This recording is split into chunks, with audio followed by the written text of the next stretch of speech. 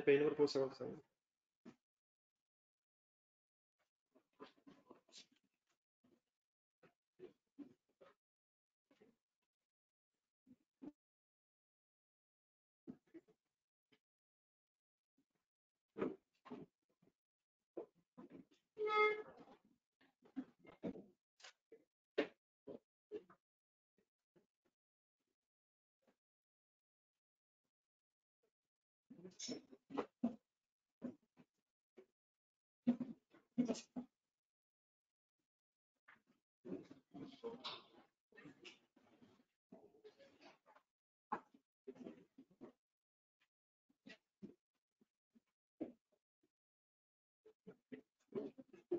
ये online search करवा रहा हूँ, ऑनलाइन सर्च करवा रहा हूँ। पेज नंबर 477 निकलेगा, एक क्वेश्चन दिया है। कहाँ तक हुआ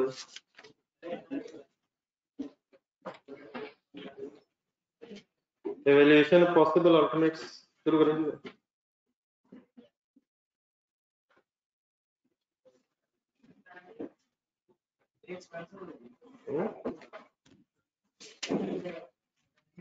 क्यों एक्सपेंस करेंगे सर?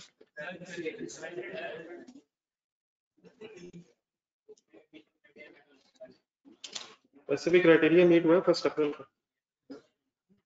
नेक्स्ट लिखा हुआ है pre production prototypes.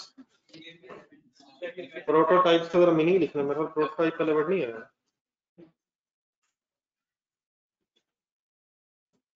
Prototype means जरा लिखना है।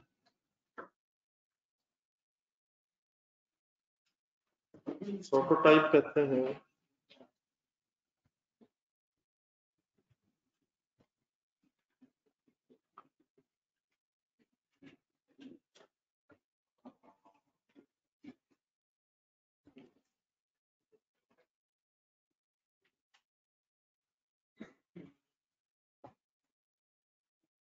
Working model. कभी सुना है prototype? Working model for testing. Sir prototype sir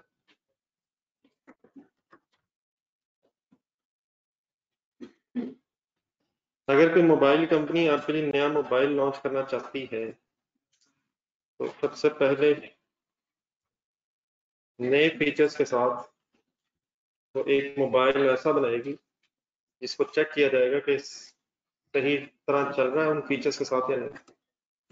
कोई कार मैन्युफैक्चरिंग कंपनी अगर नई गाड़ी अगर बनाएगी तो मार्केट में लॉन्च करने से पहले जो एक गाड़ी बनाएगी जिसको टेस्ट करके चेक किया जाएगा कि सही फीचर चल रहे हैं, सही परफॉर्मेंस इसमें है नहीं, तो उसको बोलते हैं प्रोटोटाइप।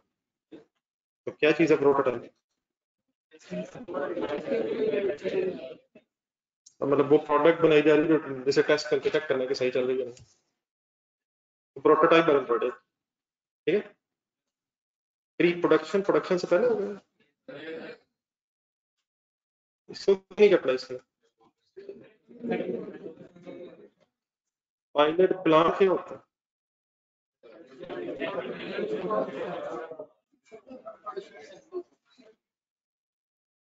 मैन्युफैक्चरिंग के लिए, मतलब चीजें मैन्युफैक्चर करने के लिए एक स्मॉल स्केल प्लांट, ये बात हुई थी मेरे ख्याल। इसका क्या करेंगे sir? E to register legal right, इसके लिए एक वर्ड लिखने साथ पेटेंट इसे बोलते हैं। अपने प्रोडक्ट की रजिस्ट्रेशन करवा लेना,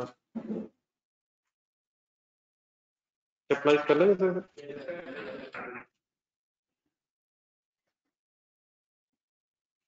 नेक्स्ट कहते हैं कॉस्ट ऑफ मैन्युफैक्चरिंग सैंपल्स। नहीं सर, ये वो टेस्टिंग कॉस्ट टाइप है, सैंपल बना लेना।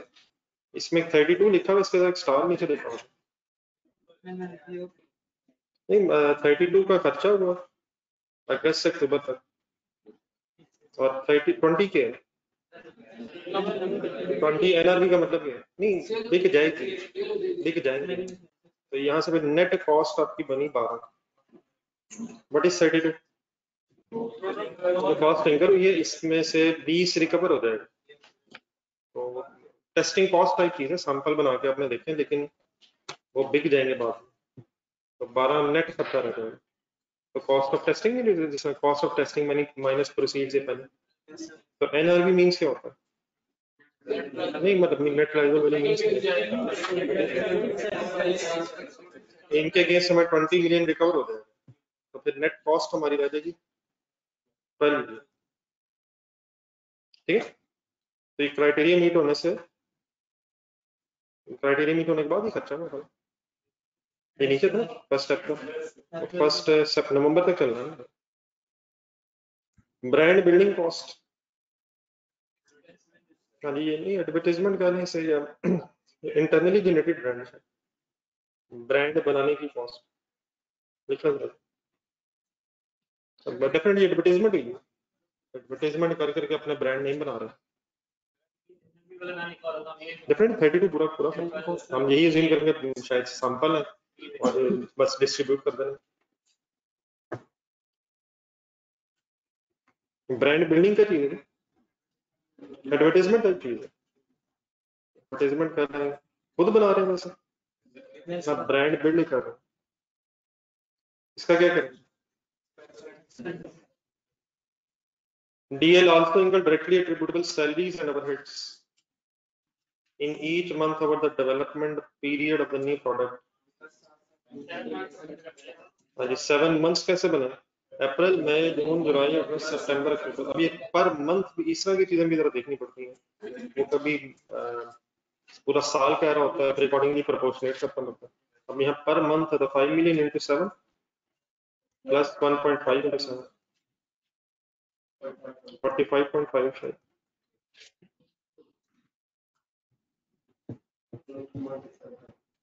जी हाँ, बाकी उसके बाद जो पहले 2 महीने, पहले 3 महीने वो मतलब हमने फाइंड आउट करना था what is the cost of the new product, लेकिन ये भी जरा देखना चाहिए कि समटाइम पूछ रहा है कि व्हाट इज द रीजन कि क्यों आपने इग्नोर की, कौन कौन सी चीजें हमने इग्नोर की। evaluation of possible alternates, pre-production prototypes, brand building, बाकी हमने लिए और सैलरीज में हमने कुछ महीने कंसिडर नहीं किए, अप्रैल से नवंबर तक किया मैंने, अप्रैल से अक्टूबर नहीं पहले सर वॉल्यूम 1 अब से कॉल पे है, तो आ गए हैं सर टेस्टिंग कॉस्ट, नहीं अक्टूबर तक होना चाहिए ना, फर्स्ट नवंबर को तो क्राइटेरिया नहीं था, इसका मतलब 31 अक्टूबर तक होना चाहिए, अक्टूबर तक ही खर्चा है, फर्स्ट नवंबर मींस 31 अक्टूबर तक खर्चा है। पेज नंबर 304 होने के लिए कल क्या क्या पढ़ते रहे सर? कॉस्ट की बात कहां से होगी बीच में? What is cost, who is cost, मान उधर पूछूंगा तो कहेंगे F2 पढ़ते रहे, जिधर है उधर की बात, वो तो मुझे पता क्या क्या करते हैं। नहीं IAS 16 आपको IAS 12 के साथ रिवाइज करूंगा, यस सर, इसकी जरा जरूरत पड़ जानी है। पेज नंबर है आपके पास 304 वॉल्यूम 1 में, मेरा कंसोलिडेशन की तरफ जा रहा है मेरा।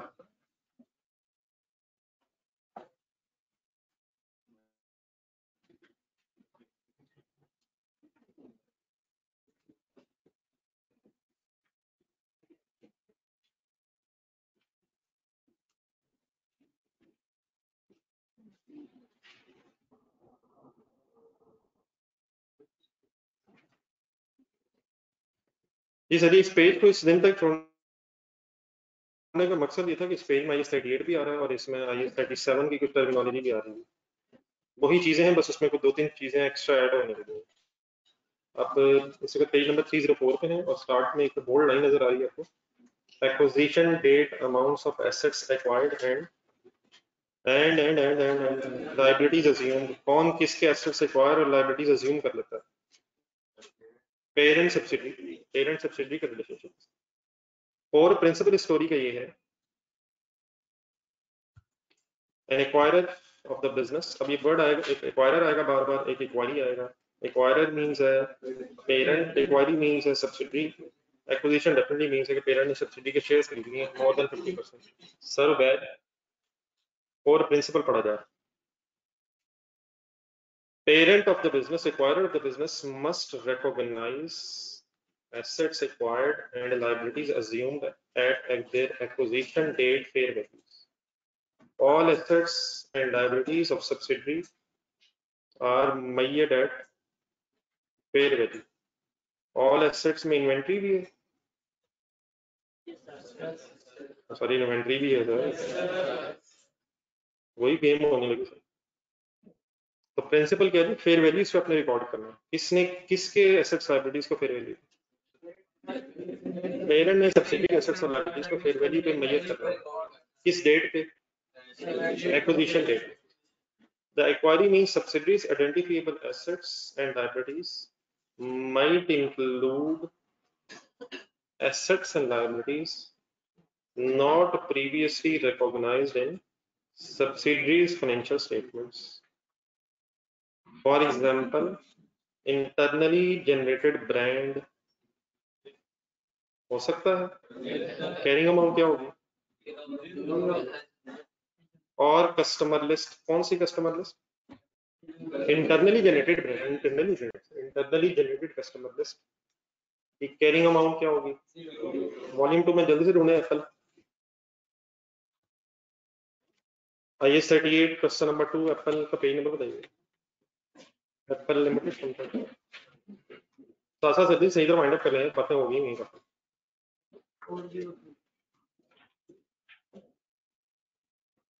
402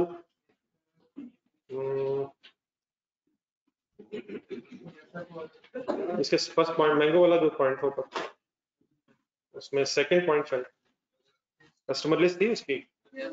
एक और चीज भी मिल जाएगी यार, दो थे नीचे, नहीं सॉफ्टवेयर के नीचे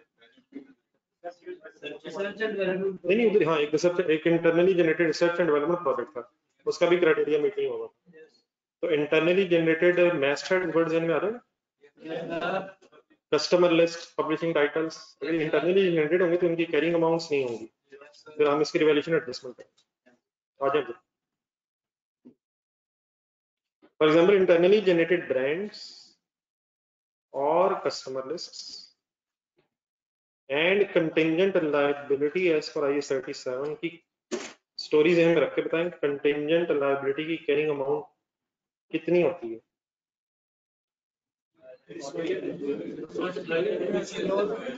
सेपरेट फाइनेंशियल स्टेटमेंट्स में कंटिंजेंट लायबिलिटी सिर्फ डिस्क्लोज होने का मतलब ये है कि फाइनेंशियल स्टेटमेंट्स में उसकी कैरिंग अमाउंट 0 होगी.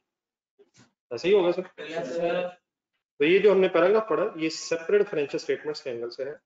As per IS 38 internally generated brand and customer list, ये एसेट्स हैं, दो इंटेंजिबल एसेट्स हैं, इनकी कैरिंग अमाउंट 0 होगी. बाकी डेफिनेटली मैस्टर्ड्स वगैरह भी बीच में हो सकते हैं, बात सिर्फ दो की. और एक कंटिंजेंट लायबिलिटी की बात हुई है एज पर IS 37, इसकी भी हमेशा कैरिंग अमाउंट सब्सिडरी की फाइनेंशियल स्टेटमेंट्स में 0 क्यों होगी. नहीं मतलब कंटिंजेंट लायबिलिटी के, कंटिंजेंट लायबिलिटी के सिर्फ क्या होता है, प्रोविजन रिकॉर्ड होती है. अगर क्राइटेरिया मीट हो रहा है कंटिंजेंट लायबिलिटी तो रिकॉर्ड ही तब होती है जब पॉसिबल एप्लीकेशन या कोई प्रेजेंट एप्लीकेशन हो जिसका क्राइटेरिया मीट नहीं हो. तो कंटिंजेंट लायबिलिटी सिर्फ डिस्क्लोज होती है. तो ठीक है ना, लेकिन ये है सेपरेट फाइनेंशियल स्टेटमेंट. अगर कंटिंजेंट लायबिलिटी की बहस आ रही है with respect to consolidated financial statements, और वंस अगेन प्लीज रिमेंबर जब हम कंसोलिडेटेड फाइनेंशियल स्टेटमेंट्स में चले जाते हैं तो फिर IFRS 3 और IFRS 10 वगैरह की रिक्वायरमेंट्स आ जाती हैं. और जिसकी वजह से जरा एक सेकंड इन्वेंट्री दोबारा से मिलाएंगे. Inventory is measured eight floor of cost and in separate financial statements. लेकिन अगर उसकी कोई फेयर वैल्यू पता हो तो वो उससे ज्यादा भी हो सकती है, कम भी हो सकती है. तो that is a requirement of consolidated financial statements. तो बिल्कुल उसी तरह कंसोलिडेटेड फाइनेंशियल स्टेटमेंट्स में कंटिंजेंट लायबिलिटी का क्या करना है जरा पढ़े. Many acquired businesses, कौन है जी acquired businesses? Subsidiaries है, acquired businesses है, subsidiaries है. Many acquired businesses will contain contingent liabilities such as contingent liability for the settlement of legal disputes. Court में केस चल रहा है, या तो एस्टिमेट नहीं हो पा रहा प्रेजेंट एप्लीकेशन, लेकिन एस्टिमेट नहीं हो पा रही, या अभी पॉसिबल एप्लीकेशन। और फॉर वारंटी लायबिलिटीज, वारंटी की प्रोविजन भी हो सकती है, लेकिन उसका सिर्फ डिस्क्लोजर होगा अगर एस्टिमेट्स प्रॉपर नहीं बन सके। IFRS 3 स्टेट्स, अब यहां से जरा अंडरलाइन करूंगा। IFRS 3 states, अब चले पहले पढ़ना, that the contingent liability should be recognized, क्या होता है? Acquisition, even if it is not probable that outflow of resources will be required to settle the obligation. IAS 37 says. हाँ? This is a departure from normal rules of IAS 37. That is, they are recognized, they are not recognized, but only separate financial statements में standards की requirement क्या है? Therefore carrying amount zero होगी, लेकिन अगर चले एक लाइन और, the contingent liability should be made at fair value of acquisition.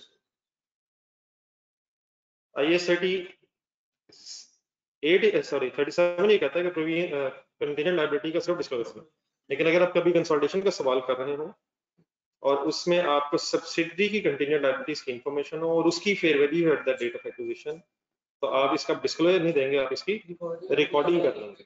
एक सेकंड हम बात पहले पूरी कर लेते हैं। रिकॉर्डिंग करने का मीनिंग क्या होगा? एंट्री करना है।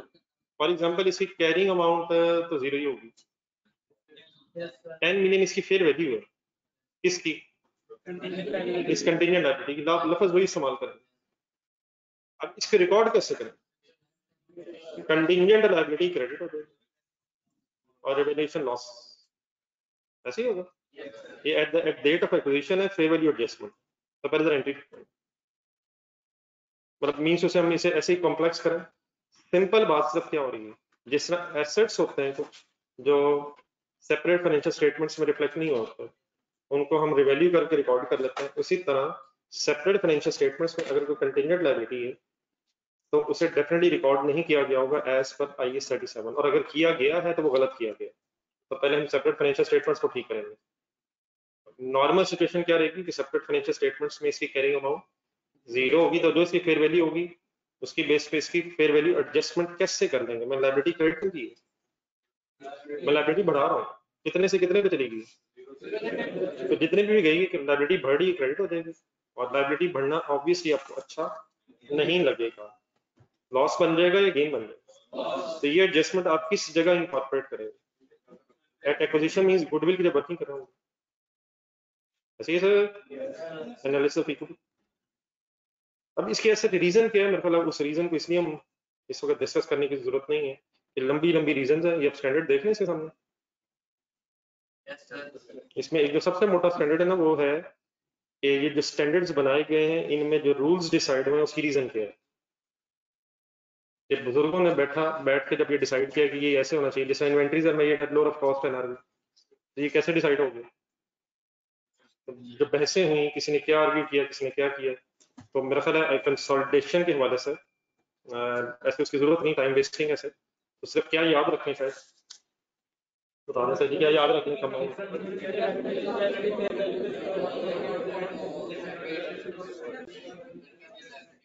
बहरहाल मेरी किसी बात में अगर कोई कंफ्यूजन रहेगी तो डिस्कस कर सकते हैं। शायद at the end of the day final double entry is आपने लायबिलिटी बढ़ानी है। एसेट बढ़ाएंगे तो एंट्री हो जाएगी asset debit surplus credit, asset कम हो रहा होगा तो आपने एसेट पे फोकस रखना होगा, अगर लायबिलिटी कम ज्यादा हो रही है तो अकॉर्डिंग लायबिलिटी का।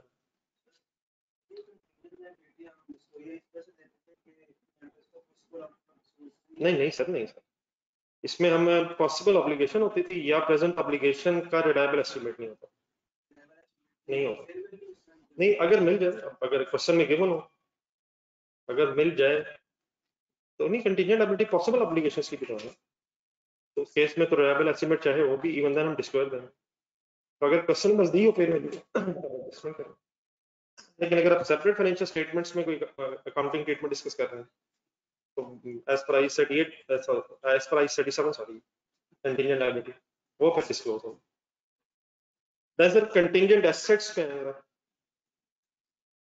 IAS 37 है 1 सेकेंड, कंटिंजेंट एसेट का ट्रीटमेंट बताएं। नहीं खाते ज्यादा नहीं नोट रिकॉर्ड। कंटिंजेंट एसेट का पुराना ट्रीटमेंट बताएं। एक्चुअली सर्टन हो तो रिकॉर्ड हो जाता है, प्रोबेबल और डिस्क्लोज हो जाता है। तो ये ट्रीटमेंट वही है जो सेपरेट फाइनेंशियल स्टेटमेंट्स में वही कंसोलिडेटेड है। कंटिंजेंट एसेट की अगर कोई फेयर वैल्यू दी भी हो तो आप एक्विजिशन डेट पे सब्सिडरी की वर्किंग करते हुए कुछ नहीं करें। क्या लिखा हुआ, क्या लिखा है सर? अच्छा ये ना एक दूसरी चीज में मिक्स ना हो जाए, जब कंटिंजेंट एसेट वर्चुअली सर्टन हो जाता ना तो फिर हम उसे कहते थे कि वो कंटिंजेंट ही नहीं रहा। एक बार आइए 37 निकल, सॉरी आइए 37, मतलब अगर एक कंटिंजेंट एसेट वर्चुअली सर्टन हो गया है तो फिर देन इट मींस वो कब कंटिंजेंट ही नहीं है, देयरफॉर रिसीवेबल रिकॉर्ड करें। तो कंटिंजेंट एसेट अगर बढ़ रहा है तो वो उस केस में होगा जब प्रोबेबल या पॉसिबल है। तो जरा देखो भूलिएगा आइए 37 में कौन सा पेज है, पेज नंबर 85 पढ़ेगा जरा इसका ठीक है।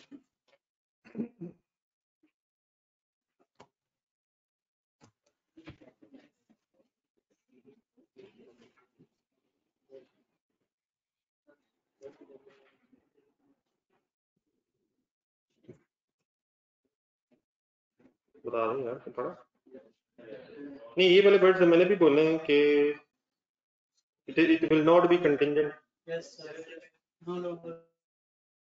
it will no longer considered as contingent, ये कहीं लिखा कहाँ?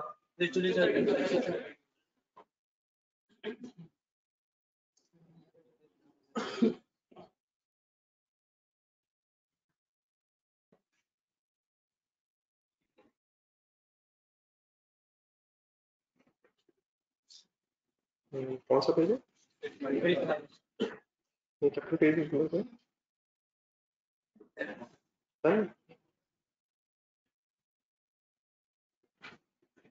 और विचुअली सेटल लिखा हुआ the asset is no longer considered to be contingent, मतलब ये कंटिंजेंट कब तक कहलाएगा, जब तक विचुअली सेटल ना हो। और फिर अगर विचुअली सेटल नहीं है और प्रोबेबल लेवल पर तो उसका डिस्क्लोजर है, और अगर पॉसिबल लेवल पे है तो फिर इसको इग्नोर। तो अब वापस वहां जो वहां बात हो रही है वो क्या हो रही है, वहां ये हो रही है कि कंटिंजेंट एसेट जैसे सेपरेट फाइनेंशियल स्टेटमेंट्स में रिकॉर्ड नहीं होता वैसे ही consolidated statement of financial position में भी एक्विजिशन डेट पे अगर कोई फेयर वैल्यू दे दे एग्जामिनर आपको तो आपने क्या याद रखना कि इसकी आपने कोई एडजस्टमेंट नहीं करनी। देन आ जाएंगे future restructuring cost and future losses, ये भी पहले मेरे ख्याल I-37 अगर एक नजर देख सकें।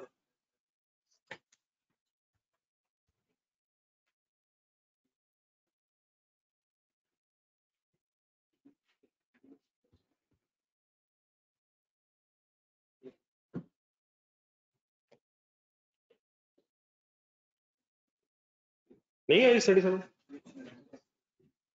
रिस्ट्रक्चरिंग, क्या होती है रिस्ट्रक्चर, इंग्लिश में होता है सर,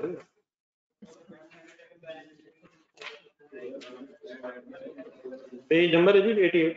रिस्ट्रक्चरिंग एक प्रोग्राम है मैनेजमेंट का, program of the management that is controlled by management which materially changes either scope of business or the manner in which the business is conducted। Restructuring की कभी कोई example सुनी आपने? और बेटा वो तो मैंने वैसे ही बताया था, एक हर सवाल में एक डब्बा सा बना होता था, रीलोकेशन कॉस्ट, वो सब क्या था, वो रिस्ट्रक्चरिंग थी। जो रोज देखा वो नहीं है, वो रिस्ट्रक्चरिंग थी। रिस्ट्रक्चरिंग की ऑब्लिगेशन कब बन जाती है? और नहीं सर जाने था कुछ पूरी बात करते हैं सर। लास्ट पैराग्राफ पढ़ो, लास्ट पैराग्राफ पढ़ो, पहले लास्ट पैराग्राफ पढ़ो।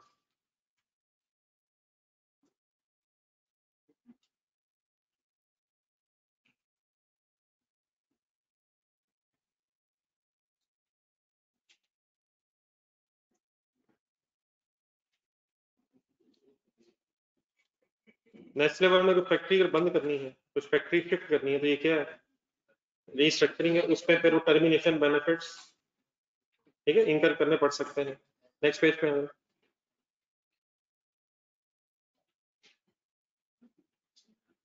Third line, the constructive obligation to restructure, इसकी लीगल ऑब्लिगेशन होती है कंस्ट्रक्टिव। कंस्ट्रक्टिव क्या होती है,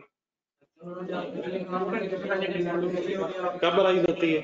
अब पढ़े जरा, दो चीजें पढ़े नहीं, मतलब अब ये वाली कब अराइज होगी, constructive obligation to restructure, detailed formal plan and B neither number 2 ढूंढना पहले, the entity must have raised valid expectations either by, ढूंढे ढूंढे ढूंढे ढूंढे, स्टार्टेड टू इम्प्लीमेंट, या तो स्टार्ट कर दिया वो इम्प्लीमेंट करना, या कम से कम उसे अनाउंस कर दिया, तो या क्या और क्या बन चुका हो, क्या और क्या हो चुका हो सर, डिटेल फॉर्मल प्लान हो चुका हो और वैलिड एक्सपेक्टेशंस अराइज हो गई हो, वैलिड एक्सपेक्टेशंस कब अराइज हो जाएंगी, या प्लान को इम्प्लीमेंट करना शुरू कर दिए, और या कम से कम उसकी फीचर्स जो मेन है वो अनाउंस हो गई हैं, उस केस में रिस्ट्रक्चरिंग की प्रोविजन हो जाएगी।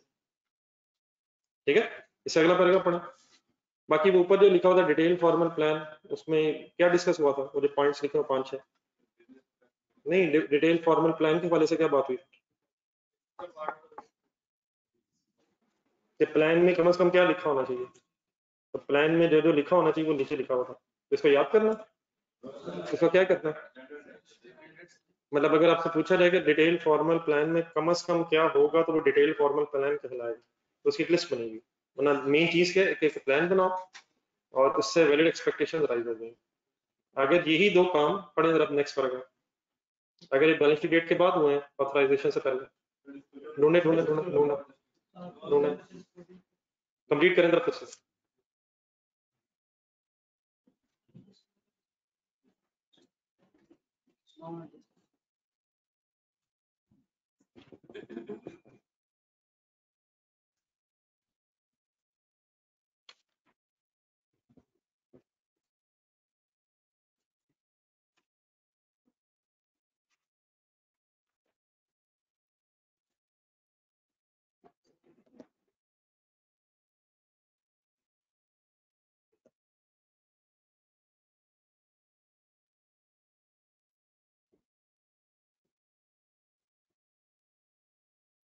नहीं याद आता, नहीं दिल मान,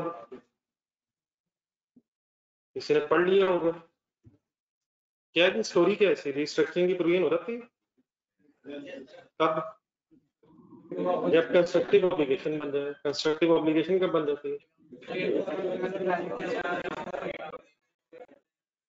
अब ये वन सेकेंड जो आपने पढ़ा है, ये है सेपरेट फाइनेंशियल स्टेटमेंट्स में रिस्ट्रक्चरिंग का accounting treatment as per IAS 37। अब आज इधर क्या लिखा हुआ, बल्कि इस तरह अगर बोर्ड से पढ़ा जा रहा तो ये कंपैरिजन करना rather than किसको बंद करना। An acquirer, who is acquirer? Parent should not recognize a liability for the cost of restructuring of a subsidiary. Suppose parent का प्लान है कि जो सब्सिडरी हम एक्वायर कर रहे हैं इसकी कोई रिस्ट्रक्चरिंग करेंगे, अपने बिजनेस की रिस्ट्रक्चरिंग या सब्सिडरी की, किसका क्या प्लान है,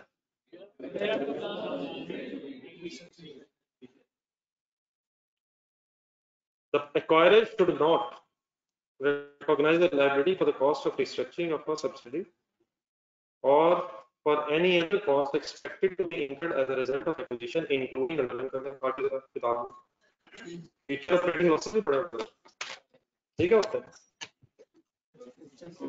हमने ढूंढे सर, ढूंढे इधर कहीं है, फ्यूचर ऑपरेटिंग लॉसेस की तो प्रीमियम करता है, ढूंढ लेना यार, ढूंढना इधर ही है, इधर ही है, पेज नंबर 1 का पेज 87, इसका क्या करता है, इसका क्या करता है सर, इसका प्रीमियम करते हैं जब एंट्रीज वाला फ्यूचर ऑपरेटिंग लॉसेस,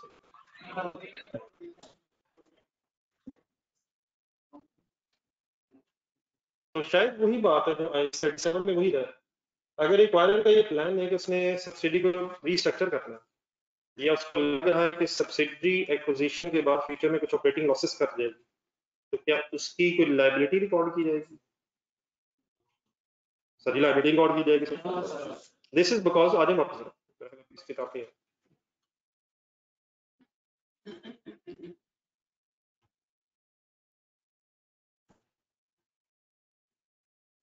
यहाँ तक जरा क्रक्स बता दे, 2 लाइनें पढ़ी मैंने।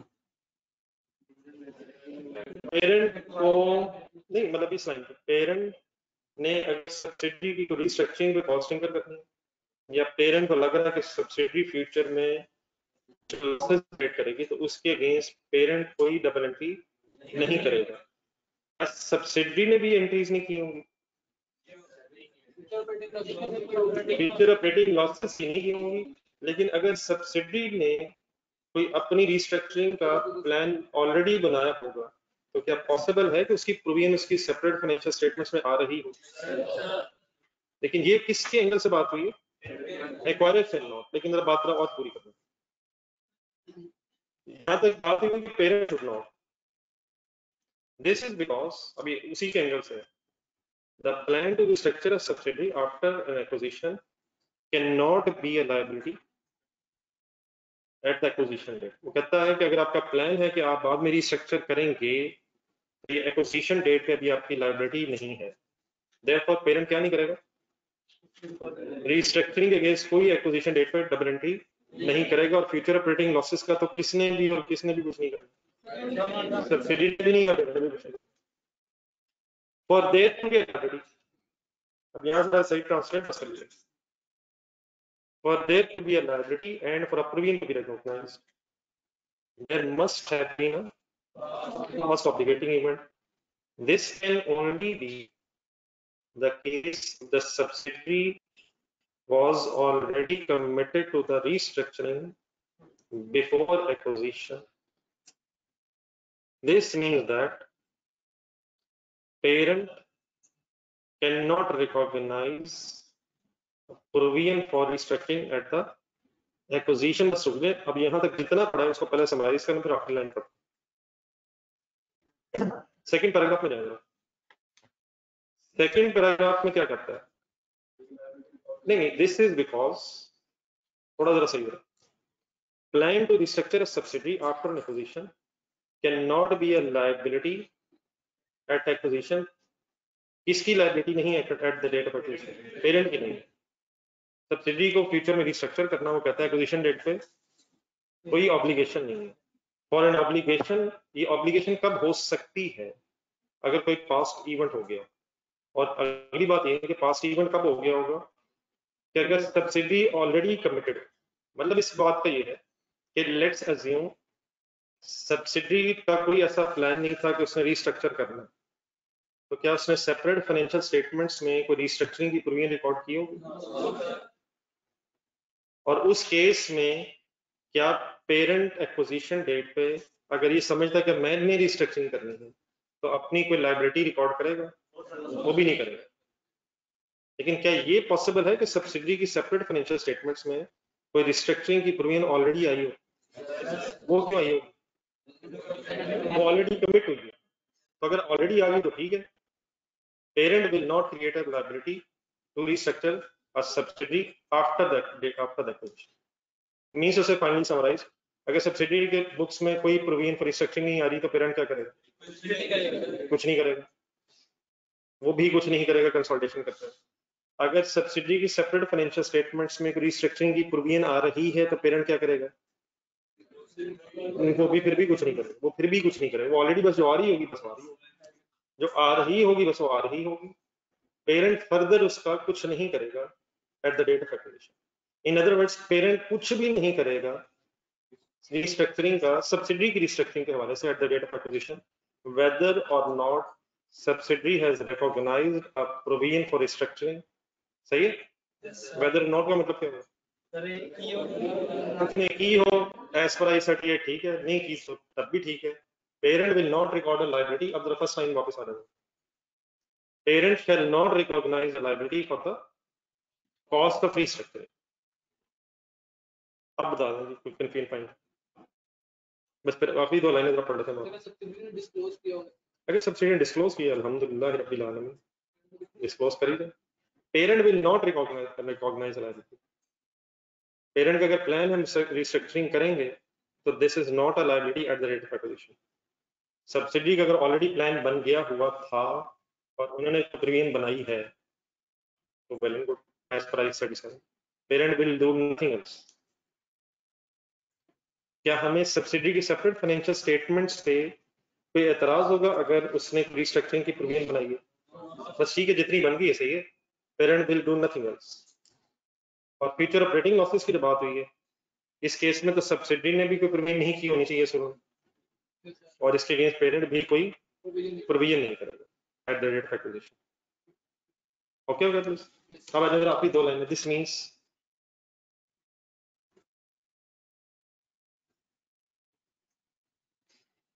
that the acquirer parent cannot recognize the provision for restructuring at the acquisition, and then अब जो नेक्स्ट लिखा हुआ ना, वो स्टैंडर्ड ने क्यों रोका इस काम से, वो इस एंगल से लिखा हुआ। And then release means reverse it to profit and loss in order to increase the profit or loss, reduce losses after acquisition. अब इसका अगर रिस्ट्रक्चरिंग की अगर कोई प्रोविजन करनी तो डबल एंट्री बताएं।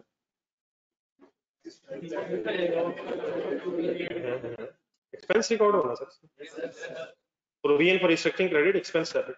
अब इससे क्या होगा, इस साथ एक्सपेंस बढ़ने से प्रॉफिट्स कम हो रहे हैं।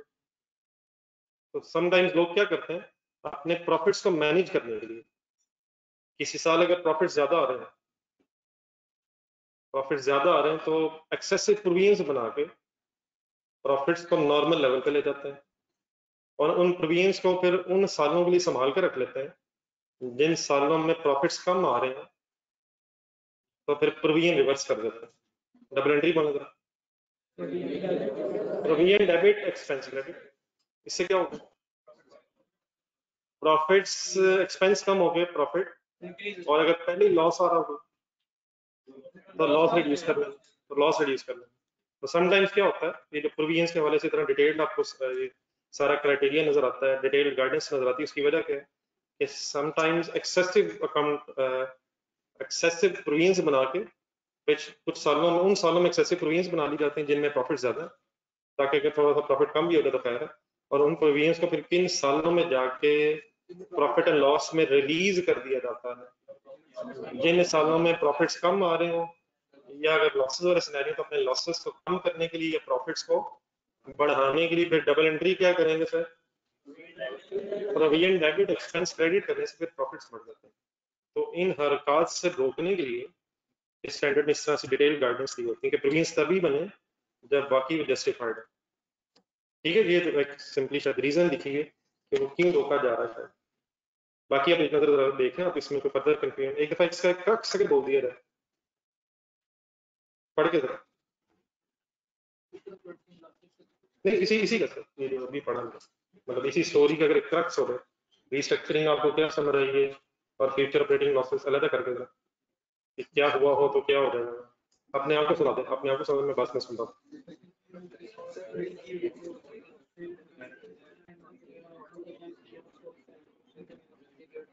नहीं बेटा, जो आ रही है एज इट इज प्रोविजन, जो बनी है बस ठीक है, नहीं बनी तो नहीं। एज पर IAS 37 प्रोविजन है तो ठीक है, और अगर नहीं है तो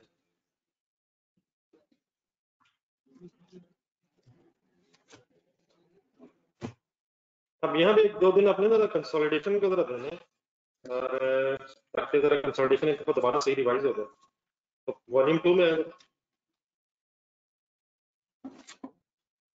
कंसोलिडेशन रिवाइज की कितना अच्छा हो चुका है। नहीं लास्ट, क्योंकि कोई एक दो सवाल तो पहले दोबारा रिफ्रेश होना चाहिए ना इस क्वेश्चन को, इसमें सब कुछ वो पुराना ही है ना, सवाई ये रिस्ट्रक्चरिंग वाली चीज अभी आ जानी है। पेज नंबर ढूंढे, वॉल्यूम नंबर 2 में 479।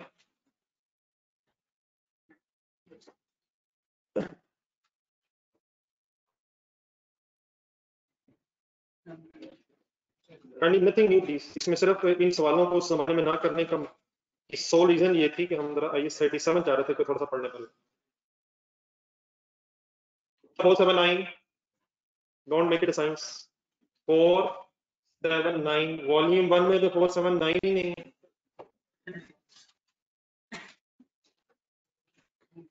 जी जरा क्वेश्चन में एक नजर पढ़ लेते, फिर मैं आपको एक दो क्वेश्चंस कहूंगा, वो मैं रिवाइज करके फिर आप अटेंड कीजिएगा क्वेश्चन, जरा देखें इसमें क्या क्या आता है। इसकी रिक्वायरमेंट जरा ज्यादा दूर चलेगी, 481 तक देते हैं।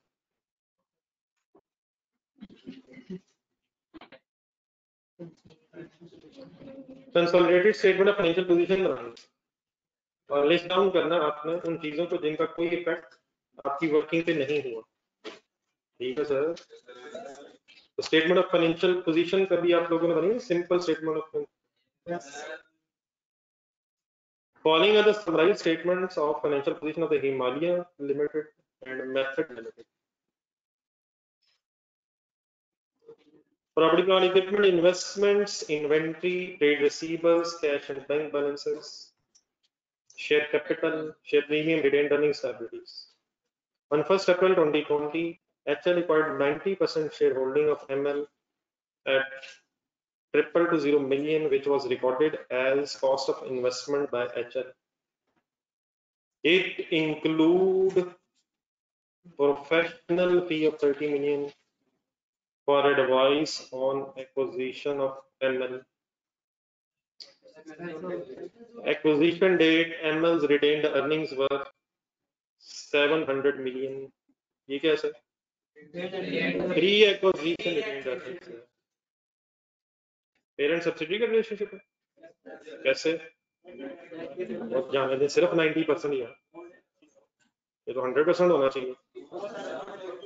Point number 2, on acquisition date, carrying value of ML's net assets was equal to the fair value except for a brand which had not been recognized by ML. What is the carrying amount? The fair value of the brand was assessed as 116 million. HL estimates that the benefits will be obtained from the brand for a period of next 5 years. Point 1 जरा देखना date, brand की double entry बता दो। Brand debit surplus credit amortisation charge करेंगे, divide by 5 करेंगे, लेकिन 9/12 करेंगे। First April है करंट ईयर। ये जो अभी पढ़ा हमने, आप इसको फाइनल कर लेंगे। Upon acquisition, HL has a plan to restructure ML at a cost of 80 million. Up to 31st December 2020, ML has incurred and recorded 70 million for restructuring as per HL's plan. किसने?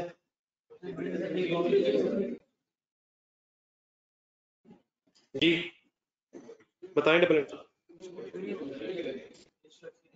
क्या जिसकी होनी चाहिए थी वो हो चुकी है? किसकी होनी चाहिए थी? जो सब्सिडी का अपने खर्चा था वो उसने कर लिया, एचएल के प्लान के मुताबिक उसने कर लिया। Parent will do nothing else. और अगर ये सब्सिडी ने ना किया होता तो फिर पेरेंट कर लेता। डिफरेंस की एंट्री बता दें, तो we will do nothing else. ठीक है, सिंपली से। बल्कि नेक्स्ट पेज पे फिर एक लिस्ट बनानी है आपने, तो उस लिस्ट में फिर आ जाएगा कि आपने इसे इग्नोर क्यों किए, तो बता देंगे क्यों किए। नहीं सही तो वर्ड जरा इधर से वॉल्यूम 1 में जो नजर आए, acquirer shall not recognize the provision for the cost of restructuring a subsidiary. ठीक है। Number 4, on 1st January 2020, HL acquired 35% shareholding in PS Limited by investing 1,500 million. Investment is carried at cost on 31st December 2020. Details of PL's net assets on 31st December 2020 are as follows. क्या है? Associate के net assets की list बनी हुई है 31 दिसंबर 2020 के year end पे। Point number 5, during the year PL कौन है? And net profit of 910 million. Acquisition date है 1 जनवरी, तो ये 910 है प्रॉफिट फॉर द ईयर। क्या ये सारा post acquisition? PL paid for 90 million of the for the half year ended 30th June 2020. HL recorded its share as other income on HL. Parent ने associate के dividends में से अपना हिस्सा record करके अदर इनकम बना लिया है। हमें कोई एतराज नहीं, हमें कोई एतराज नहीं, हमें बस वो एतराज है जो मैं अभी बताता हूँ, फिर घर जाके पहले रिवाइज कर लीजिए। Number 7, subsequent to the investment made by HL in ML and PL, intercompany sale of goods are invoiced at a markup of the relevant details are as under. ML's inventory include goods purchased from HL. हिम्मत बता करके मैं सिर्फ parent subsidy बता रहा कौन सी किसके पास स्टॉक, किसने स्टॉक बेचा? Parent, parent to subsidy situation. HL inventory on 31st December 2022 include goods purchased from PL, ये क्या है? Associate to investor, associate to parent. Receivable from ML on 31st December 2020 as per HL books, क्या है ये? Intercompany receivables payables cancel होते हैं, किससे receivable है किसका? और पेएबल टू पीएल क्या इन्वेस्टर टू एसोसिएट भी कैंसिल होता है? Point number 8, HL values non-current assets at the acquisition date at its full goodwill method or partial goodwill? full goodwill method है, डन है। आप इस तरह कीजिएगा, ये क्वेश्चन मेरा ख्याल है कोई बहुत ज्यादा मुश्किल नहीं, क्या ख्याल है? इसके रिवीजन लेकिन करें, इसको टाइम करने से पहले आपने करना ये है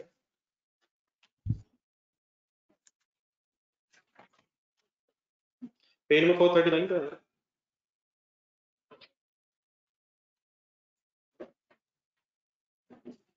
पेज नंबर 439। सारी शायद बातें इसमें तकरीबन आ गई थी। ये क्वेश्चन नंबर 6 तक है, जिसका मैंने मेरे ख्याल आपको सेपरेट पेज दिया था उस जमाने में। तो ये बात तो मान लिया करो यार। तो इसको करने पहले रिवाइज करना, और मेरा ख्याल एक अच्छी सी एफर्ट हो सकती है। Page number 439 volume 2 question number 6। तो इसको जरा एक नजर रिवाइज करके जरा पेरेंट एसोसिएट पेरेंट सब्सिडी ये बातें अगर सही रिवाइज कर लेंगे तो इंश्योर इसको फिर कल के लिए रख लेता है अगर इसमें कोई डिस्कशन की जरूरत पड़ी। मीनवाइल वॉल्यूम 1 में वापस आना।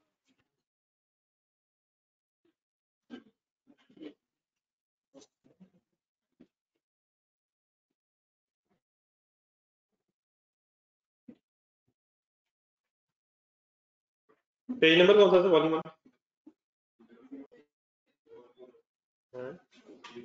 304।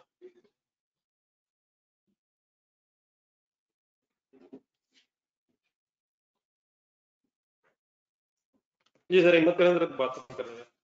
इशू कॉस्ट ऑफ शेयर्स है, ये कुछ चीजें कुछ ऐसी भी आएंगी जो शायद F1 में थोड़ा सा हमें आइडिया है। इशू कॉस्ट ऑफ शेयर्स कौन सा पेज कहाँ? 304 last second last paragraph. Issue cost of shares, अगर शेयर्स आप इशू करें तो कोई खर्चे भी होते हैं। प्रोस्पेक्टस वर्ड भी सुना, कौन बनाता है? जिसने शेयर इशू करने, फिर ऑडिटर सर्टिफिकेट वगैरह भी होते हैं।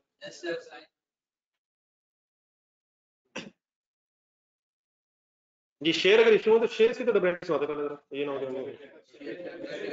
Cash debit share capital share premium वगैरह, लेकिन ये इशू इसका क्या करना है? पढ़े जरा। IFRS 3 requires that the cost of issuing equity is treated as a deduction from the proceeds of equity issue. EPS में कुछ बातें हुई थी उस जमाने में, असल में एक कैपिटल रिसीट्स होती हैं, एक रेवेन्यू रिसीट्स होती हैं। हिम्मत हिम्मत जरा, रेवेन्यू एक्सपेंडिचर्स क्या होते हैं? कैपिटल एक्सपेंडिचर्स क्या होते हैं? कैपिटल एक्सपेंडिचर्स कैपिटलाइज होते हैं और रेवेन्यू एक्सपेंडिचर्स एक्सपेंस होते हैं। ये जो खर्चे होते हैं रेवेन्यू एक्सपेंडिचर्स कहते हैं, जिनका बेनिफिट एक साल मिलना होता है। इसी तरह रेवेन्यू रिसीट किसे कहेंगे? Sale, other income, profit and loss receipts जा रही हैं, तो revenue receipts minus revenue expenditures is equal to profit. अब शेयर कैपिटल की एंट्री बोलना दोबारा। Share capital is part of it is a capital receipt, it is part of statement of financial position। तो इस इक्विटी को लेने के लिए, इस कैपिटल रिसीट को हासिल करने के लिए अगर कोई खर्चा होगा तो वो फिर खर्चा भी प्रॉफिट एंड लॉस में जाने की बजाय इक्विटी में से नेट ऑफ होगा। और इक्विटी में कहां से नेट ऑफ होगा? एक सेंटेंस में पढ़ना। Share issue cost will therefore be debited to share premium account, profit and loss नहीं जाएगा। लेकिन एक क्वेश्चन यहाँ उठना चाहिए कि अगर शेयर प्रीमियम हो ही ना तो ब्रैकेट में लिखना, if no share premium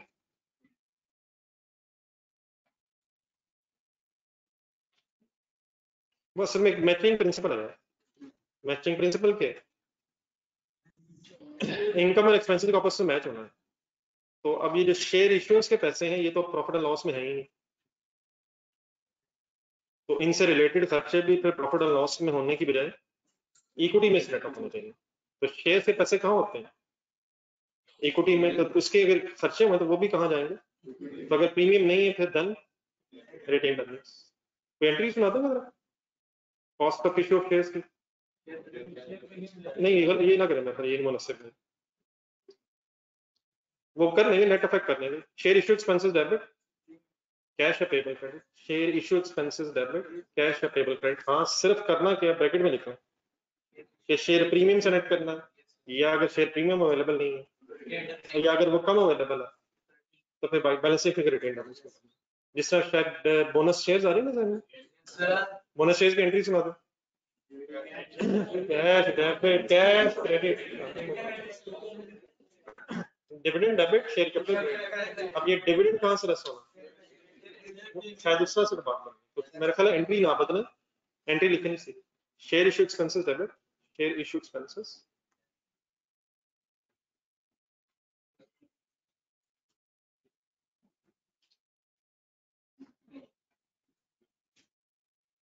bracket में लिखने share premium by default.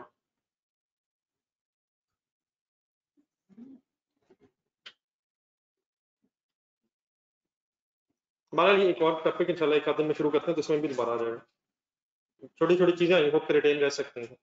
Next आगे डेफिनेशन है फेयर वैल्यू की। फेयर वैल्यू किसे कहते हैं? मार्केट वैल्यू किसे कहते हैं? इधर इंग्लिश में पढ़ा नहीं, मतलब English. The price that would be received to sell an asset, बस यहां तक हो गया। The price that would be received to sell an asset, asset को बेचने में से जो पैसे मिलेंगे, और पेड टू ट्रांसफर लायबिलिटी। अब असल में हम शायद यहां तक पहुंच गए ना कि अगर ऊपर जाए कोर प्रिंसिपल पर, एसेट्स और लायबिलिटीज को फेयर वैल्यू पे रिकॉर्ड करना है। तो एसेट्स की फेयर वैल्यू होती है तो लायबिलिटीज की भी फेयर वैल्यू। अब लायबिलिटीज की फेयर वैल्यू क्या है? The price that would be paid, समझेंगे जुमला कैसे लिखा, that would be paid to transfer of liability means to settle a liability. Transfer का यह मतलब जिस पैसे पे आपने लायबिलिटी सेटल करनी है उसे क्या कहेंगे? Fair value. In an orderly transaction का मतलब बिटवीन मार्केट पार्टिसिपेंट्स का मतलब बायर सेलर।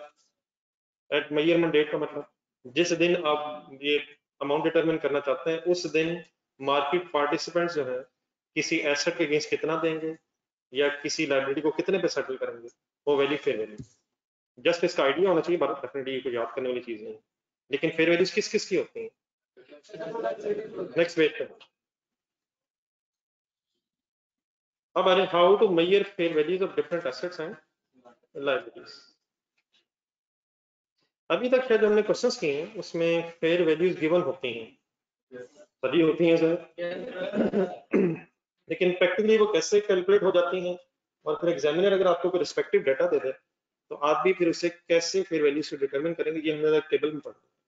पहले the net assets of the newly acquired business are subject to fair value exercise as follows. Newly acquired business का मतलब नहीं, अभी भी जो acquired ये सब्सिडी की बात हुई। न्यूली एक्वायर्ड बिजनेस यहाँ बेचारा सब्सिडी, क्या सब्सिडी के एसेट्स को फेयर वैल्यू पे लगाया जाता है? जाने देंगे जी सर, कुछ इसमें जरा नई चीजें भी आनी है तो पेन आप रखिएगा, कुछ एक्सप्लेन करना पड़ना है। सबसे पहले लिखा हुआ मार्केटेबल इन्वेस्टमेंट्स, ये बात किसकी हो रही है? फेयर वैल्यू की बात हो रही, किसकी बात हो रही है? सब्सिडी के नेट एसेट्स की बात हो रही है, और सब्सिडी के नेट एसेट्स की फेयर वैल्यू डिटरमिन करने की बात हो रही है। तो सब्सिडी की सेपरेट फाइनेंशियल स्टेटमेंट्स में अगर कोई इन्वेस्टमेंट्स आ रही हैं, मार्केटेबल इन्वेस्टमेंट्स आ रही हैं। अब मार्केटेबल इन्वेस्टमेंट्स का हम मीनिंग इस तरह से समझने के, फॉर एग्जांपल स्टॉक एक्सचेंज में लिस्टेड इन्वेस्टमेंट्स है। इन्वेस्टमेंट का मीनिंग बता दो, एसेट और liability. Marketable investments means listed securities है, लिस्टेड इन्वेस्टमेंट्स। तो लिस्टेड इन्वेस्टमेंट्स की फेयर मार्केट वैल्यू कहां से मिल जाएगी? उसकी फेयर वैल्यू किसे कहेंगे? Current market value. कहां पे होगी? On stock exchange. ये कौन कर रहा है, किसके एंगल से कर रहा है, किसके लिए कर रहा है? पेरेंट ये काम कर रहा है, क्या देख रहा है? अपने आप को पेरेंट समझ ले। और पेरेंट क्या कर रहा है? पेरेंट के सामने सब्सिडरी की फाइनेंशियल स्टेटमेंट्स है, उसमें एसेट्स और लायबिलिटीज की एक लिस्ट बनी हुई। तो उन एसेट्स और लायबिलिटीज की जो लिस्ट बनी हुई है, उनमें से हम एसेट्स पिक करते रहेंगे अभी, और फिर ये देखेंगे कि उनकी फेयर वैल्यू पेरेंट कहां से ढूंढ के लगा रहा है। तो अगर कोई सब्सिडरी की मार्केटेबल इन्वेस्टमेंट है, मींस लिस्टेड, किसने कहां इन्वेस्टमेंट की है? सब्सिडरी ने किसी और कंपनी के शेयर्स खरीदे हुए, पेरेंट के खरीदे हुए। वो बहस आपके सिलेबस से रिलेटेड। सब्सिडी ने अगर किसी और कंपनी के शेयर्स खरीदे हुए, वो लिस्टेड कंपनी है, तो हम उन एसेट्स की मार्केट वैल्यू कहां से ढूंढेंगे? स्टॉक एक्सचेंज से, जो करंट मार्केट प्राइस होगी एक्विजिशन डेट पे, वो कंसीडर करें। नेक्स्ट है non marketable investments. Means unlisted companies हैं या प्राइवेट लिमिटेड कंपनीज हैं जो स्टॉक एक्सचेंज पे लिस्टेड नहीं है, तो उनकी मार्केट वैल्यू कैसे डिटरमिन करेंगे? आज जरा शुरू करेंगे पड़ेगा। फिर वैल्यू एस्टिमेट करेंगे। अब एस्टिमेट क्यों करनी पड़ेगी? क्योंकि मार्केट वैल्यू स्टॉक एक्सचेंज में तो अवेलेबल नहीं होगी। वो एस्टिमेट करते हुए अपने क्या क्या कंसिडर करना है। आज जरा कोई पुरानी नई बहस बीच में लाते हैं। प्राइस अर्निंग रेशियो कही थी ईपीएस से। इसका फार्मूला था market value divide by EPS. लिखा था formula, market value divide by EPS 40/10।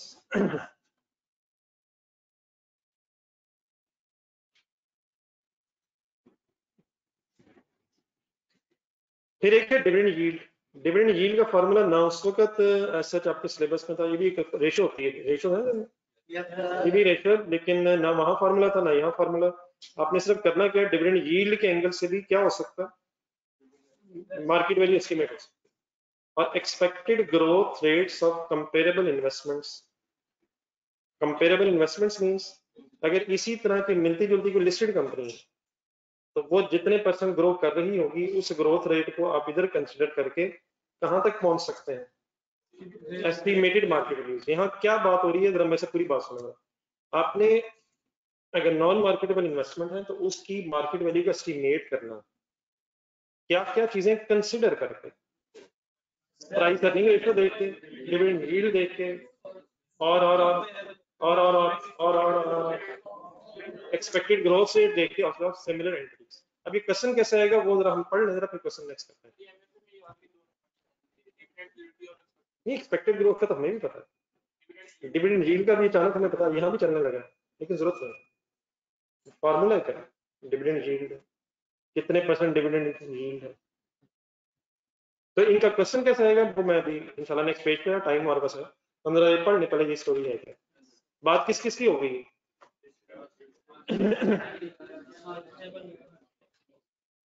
Trade and other receivables किसके? सब्सिडरी के। कौन देख रहा है? क्या लगाना चाहता है? ट्रेड एंड अदर रिसीवेबल्स की क्या लगाना चाहता है? फेयर वैल्यू लगाना चाहता है। तो रिलैक्स होकर पढ़िएगा नेक्स्ट। कहता है present value the amount to be receive. क्या डेटर्स से पैसे मिलने होते हैं?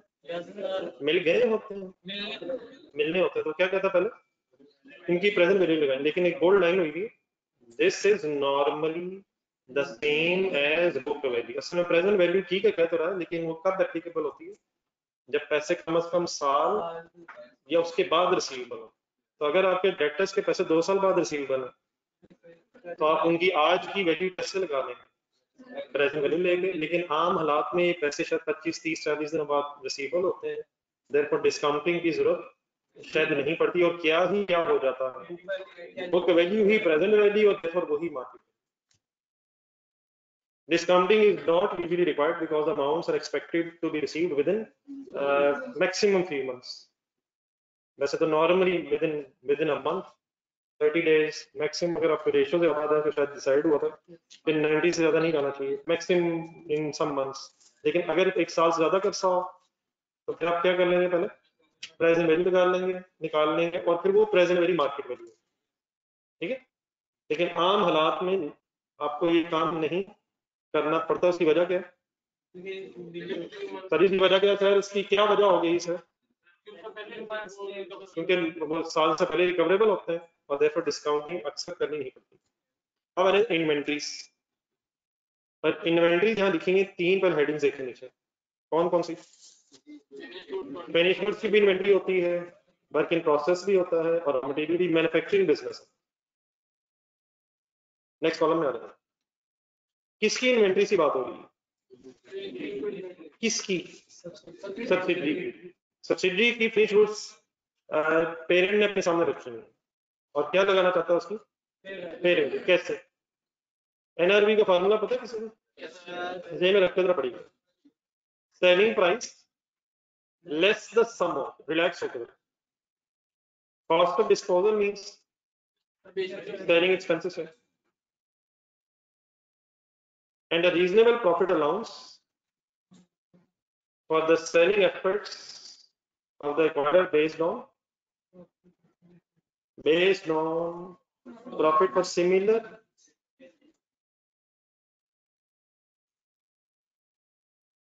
बल्कि इसको इकट्ठा करके शायद करना चाहिए, cost of disposal and reasonable profit allowance for selling efforts of the acquirer। जी सर, हम फिगर्स का सहारा लेते हैं। शुरू से पढ़ते हैं, 1 मिनट फिगर्स का सहारा लेके बात करते। क्या लग रहा है किसका? फेयर वैल्यू का अंदाजा लग रहा है सब्सिडी की फिनिश गुड्स का। तो सबसे पहले आपने उठाना है सेलिंग प्राइस। किसकी? और सर किसकी है? Finish goods inventory. For example 100, इसमें से लेस करना। हिम्मत हिम्मत, लेस क्या करना? कॉस्ट ऑफ डिस्पोजल का मतलब let's leave 10। Done please. Next line. And क्या नहीं, मतलब बिलोंग्स फॉर सेलिंग जो भी लिखा हुआ है इसको आसान से लफ्ज बीच में से निकालना। और नहीं, reasonable profit allowance for selling efforts of the acquirer. Acquirer कौन है? Parent. Based on profit of similar finish goods. Simply profit की बात हुई है। Simply profit, reasonable profit allowance for selling efforts of the acquirer. असल में subsidy को किसने एक्वायर कर ली? पेरेंट ने। तो पेरेंट ने फ्यूचर में ये चीजें बिकवानी है, तो क्या चीजों पे प्रॉफिट रख के बेचा जाता है? और सर बेचा जाता है सर। ये 100 क्या उठाया हमने? इसमें से 10 क्या निकाला हमने? और नेक्स्ट दिन क्या इस 100 में प्रॉफिट होगा? लेट्स अज्यूम इसमें प्रॉफिट 5। असल में हम कर इस वक्त क्या रहे हैं? पहले एक सेकंड, ये लिखने से पहले प्रोसीजर में देखें हम इस वक्त करना क्या चाह रहे हैं। फेयर वैल्यू किसकी लगाना चाह रहे हैं? क्या फिनिश गुड्स बेच दी? पड़ी हमारे पास है, पड़ी हमारे पास है। 100 रुपया क्या उठाया हमने? Selling price. क्या inventories are measured at selling price? तो उसमें से प्रॉफिट क्यों निकाल दें? उसमें से प्रॉफिट क्यों निकाल दें? प्रॉफिट क्यों निकाल दें? क्योंकि प्रॉफिट तो तब रिकॉर्ड करेंगे जब बेचेंगे। उसमें से खर्चे क्यों लेस कर दें? वो करने पड़ेंगे बेचने के लिए। तो किन दोनों चीजों को माइनस करके क्या निकाल रहे हैं? What should be this 85 approximately? नहीं, कॉस्ट तो समय किसे कहते हैं? जिसमें खरीदा या जिसमें बनाया हो, उसी को शायद कंपेयर करके देखना चाह रहे हैं, उलट करके। कॉस्ट हम कैसे इकट्ठी करते हैं? Material, material, labour, overheads. ये कैसे आ रहे हैं वापस? हमने कितने शुरू कर दी? सेलिंग प्राइस उठाई, उसमें से क्या निकाल दिया? उसमें से एक सेकंड प्रॉफिट निकाल, और उसमें से क्या निकाल दिया? और सॉर्ट ऑफ क्या आ जाएगा? ये सॉर्ट ऑफ ये क्या आ जाएगा? ये सॉर्ट ऑफ हमारी कॉस्ट ही बन जाएगी। लेकिन अगर ये कॉस्ट उस कॉस्ट से फर्क है, किस कॉस्ट से? तो फिर फेयर वैल्यू एडजस्टमेंट हो जाएगी, अदरवाइज नहीं होगी। लेकिन मैंने भी तरीका अडॉप्ट किया शायद, और जो जहां लिखा उसमें फर्क है। आप ये वाला पढ़े जरा, ये क्या लिखा है? सही पढ़ेंगे सही। सेलिंग प्राइस मैंने 100 ले ली, अब इसमें से लेस करना है या इसमें से ऐड करना है? वो तो कहता सम करना। तो 10 5 को आपस में जमा करना है, ऐसे ही है। और फिर किस में से माइनस कर देना है, फिर क्या आपके पास आ जाएगा? नहीं नहीं, कॉस्ट ना कहना, फिर अकॉर्डिंग टू द स्टोरी फिर ये 100 के लिए मैंने सेलिंग प्राइस, 10 मैंने क्या लिया, कॉस्ट ऑफ डिस्पोजल, मैंने क्या लिखा, रीजनेबल प्रॉफिट अलाउंस। अब जरा दोबारा पढ़े रीजनेबल प्रॉफिट अलाउंस। बेचने के एफर्ट्स अगर आप करेंगे तो क्या आपका हक बनता है कि कुछ रीजनेबल प्रॉफिट अलाउंस में? सर प्रॉफिट कमाना आपका राइट बनता है सर। क्यों? क्योंकि आपकी मेहनत का रिवॉर्ड मिलता है। ये लिखे जरा पहले साहब, और दोबारा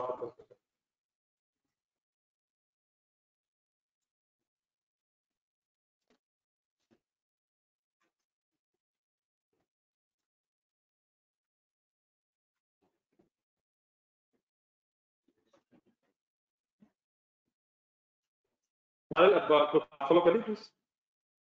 कॉस्ट कैसे आती है, फिनिश गुड्स की कॉस्ट? नहीं वो वही कॉस्ट, वही ये दे देगी कॉस्ट, उसका कंपैरिजन किससे करना है? फिर अगर गिवन होगी तो आप ले लेंगे। यहाँ हम क्या डिस्कस कर रहे हैं इस वक्त? अगर वो गिवन नहीं है, अगर फॉर एग्जांपल वो गिवन नहीं है, अगर वो fair value of finish goods given नहीं है और आपसे को डाटा दे दिया जाए, तो आप क्या क्या ढूंढेंगे? सेलिंग प्राइस लेस क्या करेंगे, cost of disposal and reasonable profit. फिर जो फिगर है उसको क्या कर देंगे, उसका फिर कंपैरिजन किससे करेंगे? अभी क्या कर रहे थे, फेयर वैल्यूज गिवन होती थी, हमने एज इट इज उठा के कंपेयर करके वर्किंग कर लेते। यहाँ क्या बात होने लगी कि अगर फेयर वैल्यूज निकालने के लिए डाटा दिया एग्जामिनर ने, तो वो डिफरेंट सिचुएशंस में फेयर वैल्यूज कैसे कैसे डिटरमिन होती हैं।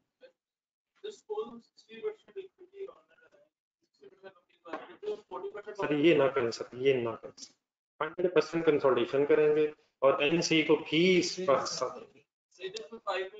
ना करें, वो ऑटोमेटिकली आ जाए। हम जब ये एडजस्टमेंट करेंगे तो पेरेंट का अपना कॉलम होगा, एनसी का अपना कॉलम होगा, अपना हिस्सा ईमानदारी से लेके उनका हिस्सा उनको दे देंगे। अरे तो 100% करेंगे ऐसा। अब तो सारा आपने पिछला कवर कर लिया होगा। नहीं मैंने भी इसलिए कहा। ये ठीक है सर, यहाँ पे और सारी ठीक है सर, नोट कर लिए। वर्क इन प्रोसेस आपने बताना है। वर्क इन प्रोसेस में एक वर्ड ऐड हुआ है, क्यों हुआ ये आपको लगा? जी कैरिंग अमाउंट से बड़ा कंपेयर करें, ये जो फेयर वैल्यूज आ रही है कैरिंग अमाउंट से कंपेयर। जी सर यहाँ क्या उठाना है सर? सेलिंग प्राइस उठा लेते हैं 100, किसकी उठानी है ये भी इंपॉर्टेंट है। नहीं नहीं, फिनिश गुड्स की उठानी, वर्क इन प्रोसेस को नहीं। वर्क इन प्रोसेस ने एज इट इज देखना, तो किसकी उठानी है सेल प्राइस? फिनिश गुड्स की। तो फिर उसमें क्या लेस करना है, ये चले हम उसी का उसका फिर लेस करके किस किस का सम करके लेस करना। कॉस्ट टू कंप्लीट यहाँ क्यों है वहां क्यों नहीं? देखिए ये जो 100 है ये कब मिलेगा, जब कंप्लीट करेंगे तो भी फर्दर खर्चा भी होना होगा, तो लेट्स से 20 और बाकी शायद वही फिगर है। What is the new figure है? Cost to complete, cost to disposal. क्या फिर अल्टीमेटली बेचेंगे कंप्लीट करके, क्या फिर प्रॉफिट रख के बेचेंगे? तो 20 जमा 10 20 35, ये 35 क्या हो गया? Sum of what and cost to complete, cost to disposal and regional profit margin. उसको फिर कहां से लेस करते हैं? What is this 65? Fair value what, fair value what, work in process. इसको कंपेयर कैसे करेंगे? क्या carrying amount of work in process होगी? Amount of work in process होगी। क्या work in process in separate financial statements में record हुआ होगा? और जहाँ जैसे internally generated work in process है, ये work in process means goods है, लिख नहीं रखा, ये साथ फिगर्स लिखे हैं। तो ये फेयर वैल्यू वंस अगेन किससे कंपेयर करेंगे? कैरिंग अमाउंट से इंशाल्लाह फिर क्या मिल जाएगा, surplus loss if any. What will be the double entry? अगर सरप्लस होगा तो इन्वेंट्री डेबिट सरप्लस क्रेडिट, और अगर लॉस होगा तो loss debit inventory credit. And every other thing will remain same. What is the purpose of reading this page? How to determine the fair values if they are not available. ये कुछ फंस गए हैं, निकला वापस। Then sir आगे क्या आ गया? आगे बेटा जिन्होंने बोला इम्पॉसिबल था ये बोलना। आगे क्या आ गया? इन्वेंट्री। किसकी इन्वेंट्री? इसके सामने जो लिखा हुआ है ये अल्हम्दुलिल्लाह की लफ्ज लिखा हुआ है। क्या लिखा हुआ है? करंट रिप्लेसमेंट कॉस्ट का मतलब होता है, ब्रैकेट पढ़े, करंट परचेज प्राइस। करंट का मतलब क्या होता है? अभी का मतलब क्या होता है? At acquisition. अब कंसंट्रेशन से नहीं कर रहा, एट एक्विजिशन यहाँ है। At acquisition means current. Is it possible? जरा रॉ मटेरियल ध्यान में लाया। रॉ मटेरियल आपने खरीदा होगा, सब्सिडी की बुक्स में पढ़ा होगा। उस वक्त जब खरीदा होगा उस वक्त की परचेज प्राइस और एक्विजिशन डेट की परचेज प्राइस में फर्क हो सकता है। तो एक्विजिशन डेट की परचेज प्राइस जो है ये वैल्यू है, और जो खरीदा होगा वो उस वक्त कॉस्ट होगी और बाद में कैरिंग अमाउंट बन जाएगी। तो किस कैरिंग अमाउंट को किससे कंपेयर करें, किस तरह से? उस कैरिंग अमाउंट को जिस पे आपने खरीदा होगा, आप आज की current market price, current purchase price of the raw material से कंपेयर करके फेयर वैल्यू एडजस्टमेंट करें। तो what is the fair value in case of raw material? Current replacement cost. And what is the meaning of this replacement cost? Purchase price. Replace असल में किसे कहते हैं? Raw material आपका store में पड़ा है, बट फिर the meaning of current replacement, इसकी जगह अगर दोबारा इस तरह का स्टॉक लाएंगे तो कितने का रिप्लेस? इसकी जगह अगर आज रॉ मटेरियल दोबारा खरीदेंगे तो जिस प्राइस पे आएगा that is current replacement cost. तो सिंपली बार current replacement cost means we are talking about current purchase price. Done it is done है। इस पेज पे क्या पढ़ रहे हैं? किसकी फेयर वैल्यू? किसकी फेयर वैल्यू डिटरमिन करने का तरीका थोड़ा सा हमने पढ़ लिया।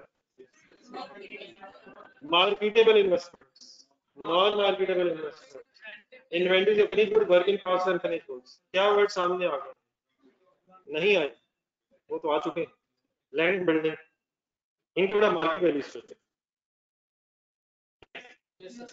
Plant and equipment, normally market value, आगे जो फंड लिखा है रिलैक्स करना है। Normally market value is the fair value of plant machinery. However use पहले वर्ड पढ़ते जाना। डेप्रिशिएटेड रिप्लेसमेंट कॉस्ट किसे करता है?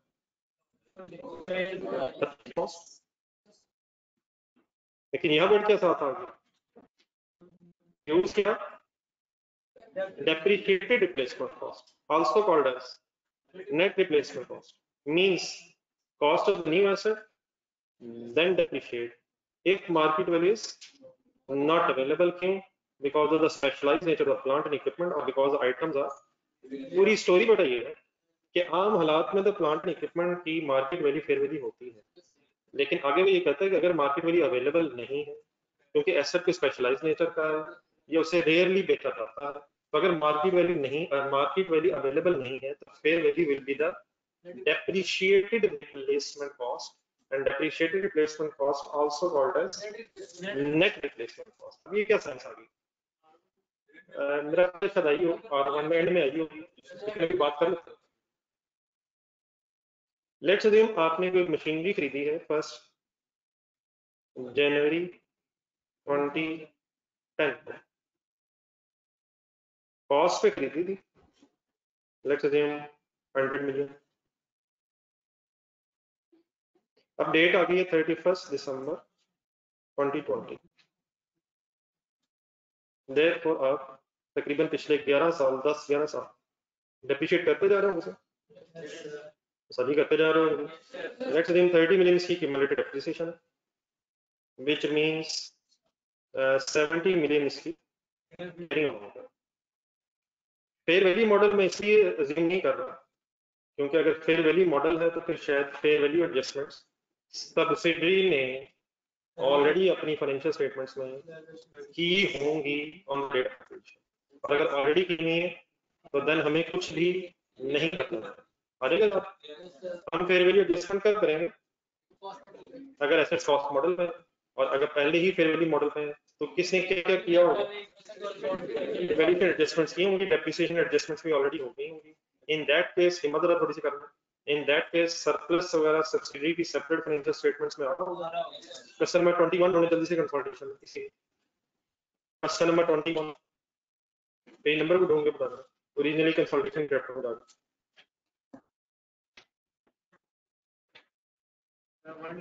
182 इसके अंदर नीचे जाकर थोड़ा सा ढूंढे।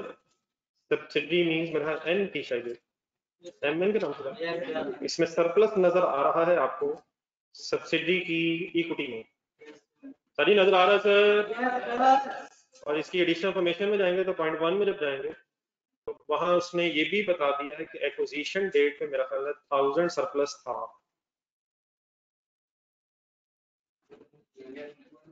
1 मिलियन सरप्लस था जो थाउजेंड्स में डाटा आने की वजह से 1000 रह जाए। तो सिंपली क्या किया होगा हमने इसका?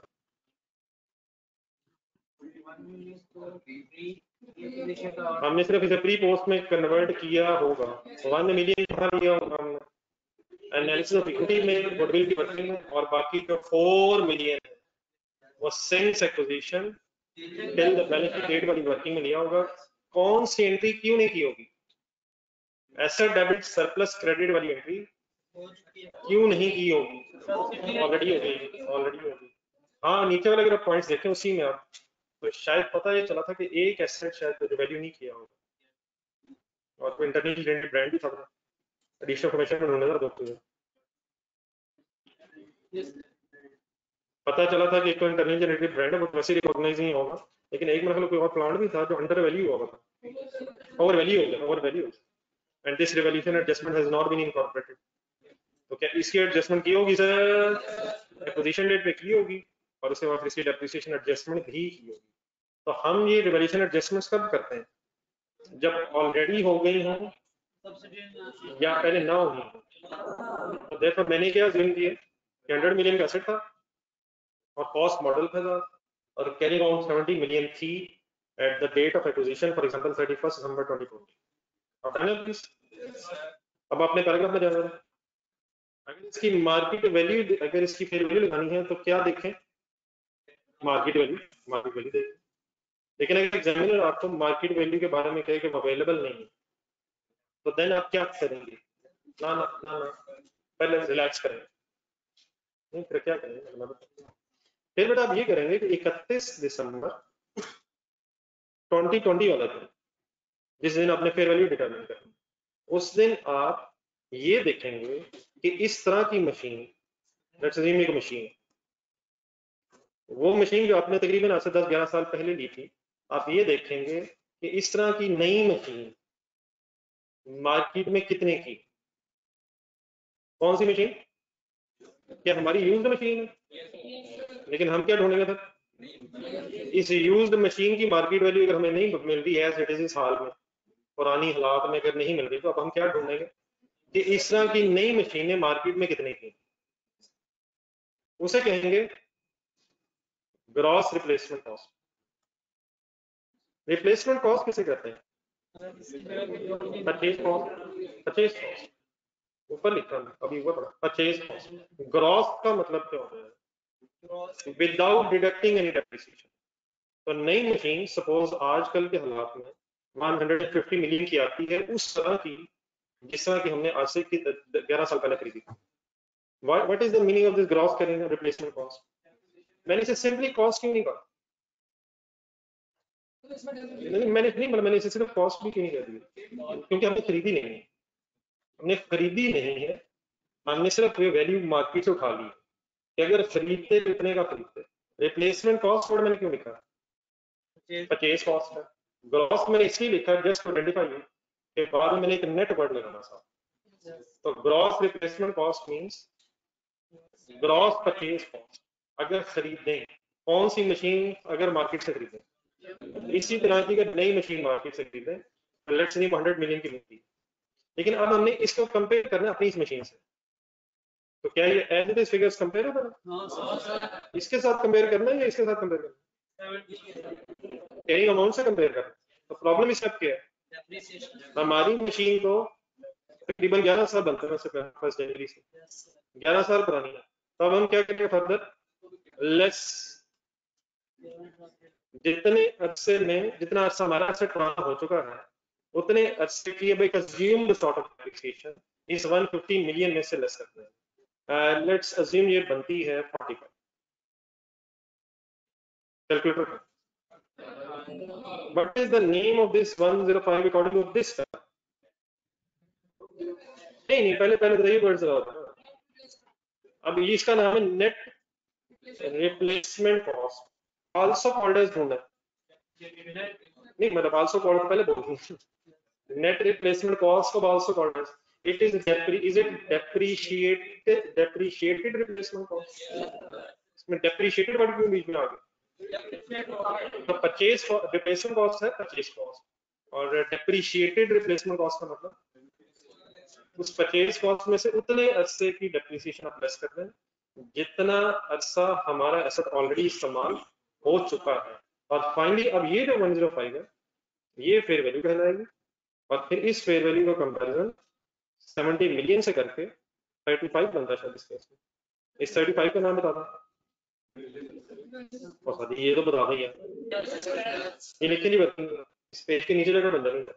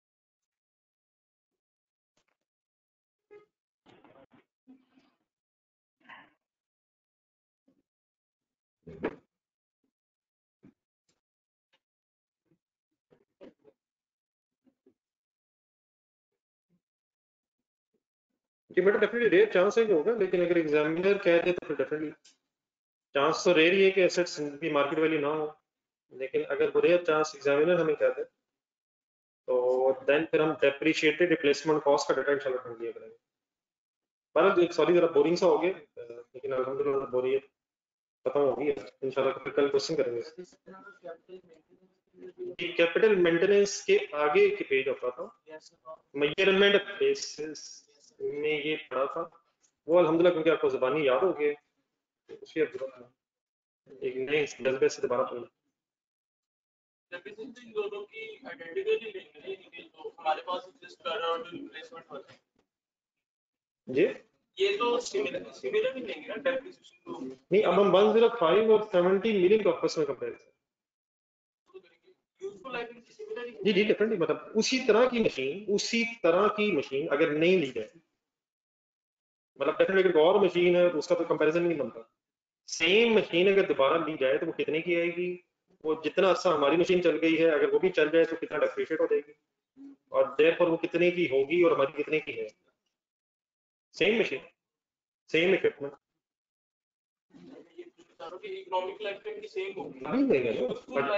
नहीं, अगर हम यूजफुल लाइफ फॉर एग्जांपल 10 साल ले रहे हैं तो इसकी भी 10 साल भी समझेंगे। जिस तरीके से हमने अपने एसेट को डेप्रिशिएट किया उसी तरह नए एसेट को डेप्रिशिएट करें। All variable should be same. अच्छा सर, ये थोड़ा सा एंड में रह गया, इंशाल्लाह कल पढ़ के खत्म करते हैं, नेक्स्ट पेज पे एग्जांपल भी करेंगे। एक तो क्वेश्चन जरा ध्यान में रखें, कौन सा वाला, देन जरा दूसरा एक मैंने IS38 की रीडिंग को कहा था, उसमें बिजनेस कॉम्बिनेशन वाला एक पेज आया था, ये सर कॉम्बिनेशन वाला बात सकते हैं। अल्लाह हाफिज़। किसी की नजर पड़ी स्टेज पे? Yes sir. मेरा ख्याल है अंडरस्टैंडेबल था वो। उसमें सिर्फ वर्ड्स ही लिखे हैं, उनको याद नहीं करना, वो इतना सारा लिखा है इंग्लिश, तो वो एग्जांपल की लिस्ट उसे याद नहीं करना, बस उसको पढ़े थे। अल्लाह हाफिज़।